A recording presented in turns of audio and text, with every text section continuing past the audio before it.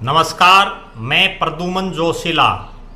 आज के इस वीडियो में बात करने जा रहा हूं हरियाणा में मनोहर कैबिनेट के एक ऐसे मंत्री की जो नांगल चौधरी से पंचकुला तक और डबवाड़ी से पलवल तक प्रदेश के तमाम इलाकों में लगातार सक्रिय रहते हैं।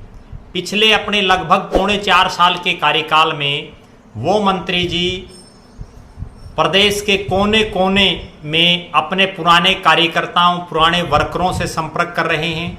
इसके अलावा नए लोगों को अपने साथ जोड़ रहे हैं। एक ऐसे मंत्री जो इस बार विधानसभा चुनाव की बजाय देश की सबसे बड़ी पंचायत संसद में जाने की दोबारा से जो है प्रयास में भी दिखाई दे रहे हैं। एक ऐसे मंत्री जो तीन मुख्यमंत्रियों की कैबिनेट में मंत्री रहे हों, उन्होंने बहुत लंबा राजनीतिक सूखा भी लगभग 32 साल का जो है काटा हो, उसके बावजूद अपने जो उनके निजी वर्कर हैं, निजी जो उनके कार्यकर्ता हैं, जो उनके निजी साथी हैं, आज भी वो ज्यों के त्यों उनके साथ जुड़े हुए हैं। जी हाँ, मैं बात कर रहा हूँ मनोहर कैबिनेट के इकलौते निर्दलीय मंत्री, प्रदेश के ही नहीं देश के बहुत बड़े नेता रहे, पूर्व उप प्रधानमंत्री चौधरी देवीलाल के बेटे, रानिया के वर्तमान विधायक और प्रदेश के बिजली और जेल मंत्री चौधरी रणजीत सिंह चौटाला की। चौधरी रणजीत सिंह चौटाला के भूतकाल, वर्तमान और भविष्य की राजनीतिक परिदृश्य की इस वीडियो में हम चर्चा करेंगे। चौधरी रणजीत सिंह चौटाला को राजनीति विरासत में मिली। उनके पिताजी चौधरी देवीलाल न केवल हरियाणा प्रदेश बल्कि पूरे देश के बड़े नेताओं में शामिल रहे, देश के उप प्रधानमंत्री रहे, हरियाणा के मुख्यमंत्री रहे। उनके चौधरी देवीलाल के जो भाई हैं चौधरी साहब सिंह, वो भी जो है जनप्रतिनिधि रहे। इसके अलावा उनके जो बड़े भाई हैं चौधरी ओम प्रकाश चौटाला, वो कई बार प्रदेश के मुख्यमंत्री रहे। उनका परिवार तमाम राजनीति में सक्रिय है। अगर बात करें चौधरी रणजीत सिंह की, तो उन्होंने अपने राजनीतिक जीवन का जो चुनाव वो 1987 में रोड़ी विधानसभा क्षेत्र से वो चुनाव जीते।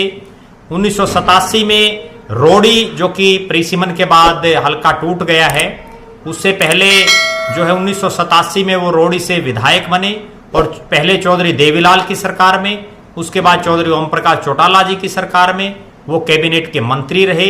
अपने पिता श्री चौधरी देवीलाल की सरकार में वो प्रदेश के कृषि जैसे महत्वपूर्ण विभाग के मंत्री रहे। इसके बाद चौधरी रणजीत सिंह 1990 में राज्यसभा के सांसद रहे, देश के सबसे उच्च सदन में वो गए। और उसके बाद से जो है 87 के बाद चौधरी रणजीत सिंह ने देश के बड़े बड़े नेताओं के साथ अपने संपर्क स्थापित किए, जो आज भी उनके हैं, उस पर भी हम चर्चा करेंगे।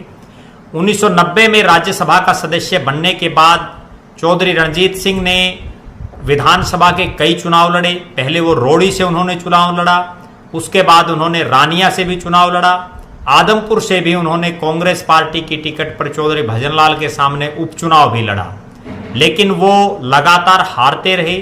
परिस्थितियां ऐसी बनी कि उस इलाके से वो चुनाव लड़ते रहे जहां चौधरी ओम प्रकाश चौटाला का दबदबा रहा या चौधरी भजनलाल का दबदबा रहा। हमेशा वो मुख्यमंत्री जो आदमी रहे, उनके सामने अधिकतर बार जो है उनकी फाइटें रही, जिस वजह से वो जीतने में नाकामयाब रहे। इसी बीच चौधरी रणजीत सिंह को उनके जो परम मित्र हैं, आज भी उनके राजनीतिक रूप से बेशक अलग अलग पार्टियों में हैं, लेकिन चौधरी रणजीत सिंह निर्दलीय हैं और चौधरी भूपेंद्र सिंह हुड्डा कांग्रेस पार्टी में हैं, लेकिन उसके बावजूद उनके मित्र हैं। उन्होंने अपनी मित्रता भी निभाई और 2005 में चौधरी रणजीत सिंह को जो एक बहुत ही पावरफुल जो प्लानिंग बोर्ड है हरियाणा योजना आयोग, उसका उपाध्यक्ष उनको बनाया गया। आदमपुर से उनको उपचुनाव भी लड़ाया गया।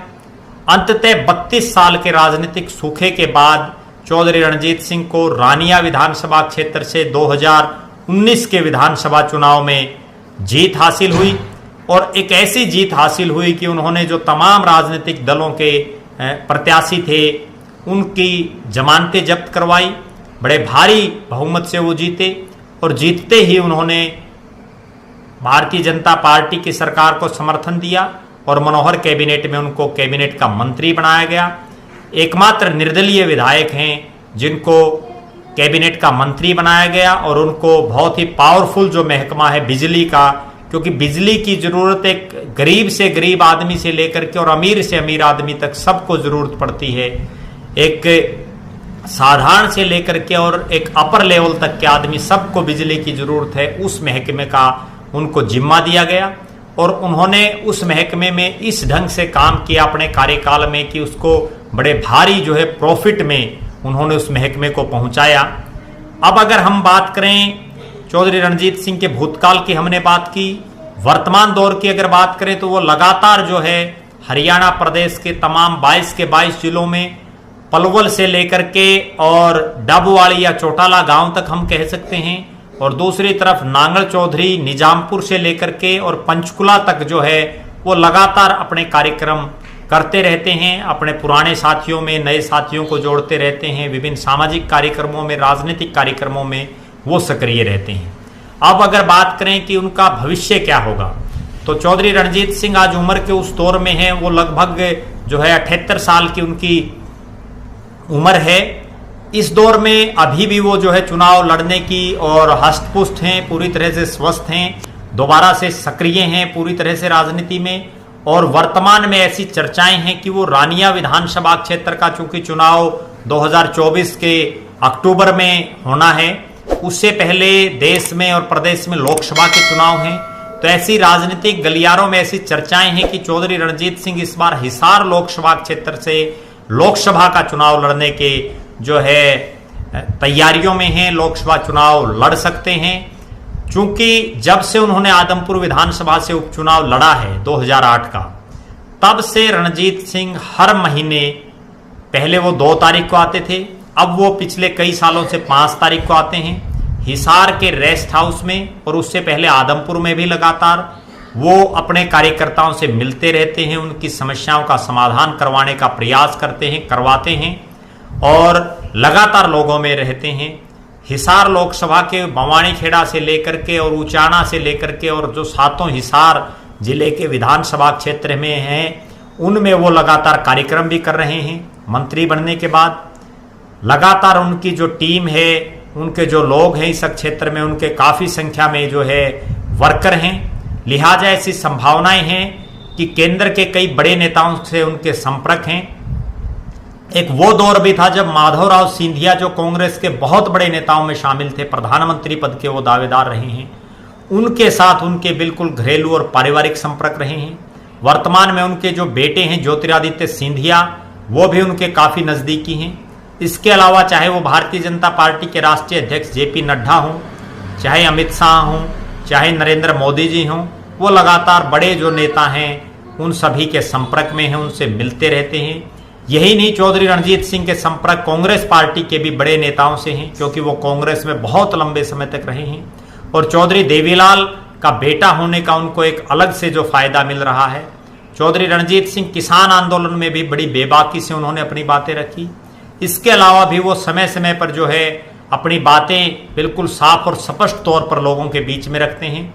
लिहाजा अगर वो हिसार लोकसभा क्षेत्र से चुनाव लड़ते हैं तो एक बहुत मजबूत प्रत्याशी के रूप में रहेंगे। और उनका ना केवल भाजपा के नेताओं से बल्कि कांग्रेस के भी जो लोकल नेता हैं उनसे भी उनके बड़े अच्छे टर्म्स हैं। इसके अलावा एक जो बहुत बड़ी बात जो है, जो बिल्कुल एक गौर करने वाली बात है, वो ये है कि जब 5 तारीख को चौधरी रणजीत सिंह खुला दरबार हिसार में लगाते हैं तो वो प्रदेश के इकलौते मंत्री ऐसे हैं जिनके खुले दरबार में भारतीय जनता पार्टी के नेता भी आते हैं, कांग्रेस पार्टी के नेता भी आते हैं, जननायक जनता पार्टी के नेता भी आते हैं, कांग्रेस पार्टी के नेता भी आते हैं, आम आदमी पार्टी के भी नेता वहां आते हैं, जो किसी अन्य दल से जुड़े हुए हैं या जो किसी भी दल से भी नहीं जुड़े हुए हैं, वो नेता भी वहां आते हैं। इसका कहने का तात्पर्य यह है कि चौधरी रणजीत सिंह के तमाम राजनीतिक दलों के नेताओं कार्यकर्ताओं के साथ अच्छे संबंध हैं, अच्छे टर्म्स हैं। मंत्री बनने के बावजूद उन्होंने अपने संबंधों को बरकरार रखा है। लिहाजा ये कहा जा सकता है कि 2024 के लोकसभा चुनाव में वो हिसार लोकसभा क्षेत्र से सशक्त उम्मीदवार हो सकते हैं। क्योंकि अभी वो किसी पार्टी में नहीं है, निर्दलीय हैं, केवल भारतीय जनता पार्टी के साथ वो समर्थित हैं। तो ये समय बताएगा कि वो किस पार्टी के किस चुनाव चिन्ह पर चुनाव लड़ते हैं। दूसरी बात, अगर रानिया विधानसभा क्षेत्र की बात करें तो रानिया विधानसभा क्षेत्र में भी चौधरी रणजीत सिंह ने काफ़ी काम करवाए हैं। उसके बावजूद जब से इस क्षेत्र से करण चौटाला, जो अभय सिंह चौटाला के बेटे हैं, चौधरी ओम प्रकाश चौटाला के पोते हैं, उन्होंने जिला परिषद का चुनाव लड़ा, फिर वो जिला परिषद के चेयरमैन बन गए और चौधरी रणजीत सिंह के इलाके में उन्होंने एक अपना बहुत प्रभाव दिखाया है। इसके अलावा जब से अभय सिंह चौटाला की यात्रा उस क्षेत्र से गई है, तब से इनेलो का भी उस क्षेत्र में जो ग्राफ है वो और ज़्यादा उठा है। इसके अलावा रानिया विधानसभा क्षेत्र में आम आदमी पार्टी का भी अपना एक प्रभाव दिखाई दे रहा है। सरदार जो बाहुल्य क्षेत्र है, पगड़ी वाले जो सरदार हैं, वो ज़्यादातर जो है आम आदमी पार्टी की तरफ झुकाव उनका दिखाई दे रहा है, क्योंकि पंजाब में जिस तरह से भगवंत मान की सरकार बनी और बड़े भारी बहुमत से आम आदमी पार्टी जीती, तो उसके बाद रानिया चूंकि पंजाब के साथ लगता क्षेत्र है, तो वहाँ आम आदमी पार्टी और इंडियन नेशनल लोकदल दोनों से ही चौधरी रणजीत सिंह की टक्कर रहेगी। ये समय बताएगा कि रानिया में अभी क्या होगा, क्योंकि पिछला चुनाव उन्होंने निर्दलीय तौर पर लड़ा, तो इस बार लिहाजा ये तो स्पष्ट है कि वो आज़ाद प्रत्याशी के रूप में चुनाव नहीं लड़ेंगे। अब वो किस पार्टी से लड़ते हैं, बीजेपी के समर्थित हैं तो समझौते में लड़ते हैं, या बीजेपी से लड़ते हैं, या कहीं और उनका मन होता है, क्योंकि उनके संबंध, पुराने संबंध बहुत बड़े बड़े नेताओं से हैं। लिहाजा चौधरी रणजीत सिंह अगला चुनाव हर हालात में लड़ेंगे। अब वो लोकसभा का लड़ेंगे या विधानसभा का, वो समय बताएगा। आप लगातार हमसे जुड़े रहें। जो प्रदेश के अन्य सांसद, मंत्री और विधायक हैं, उनके बारे में भी हम अगले वीडियो में आपसे लगातार एक एक करके चर्चा करेंगे। आप हमारे फेसबुक पेज को लाइक और फॉलो करें और यूट्यूब चैनल को सब्सक्राइब करें, शेयर करें वीडियो को। बहुत बहुत धन्यवाद। आपका अपना प्रद्युमन जोशीला, नलवा।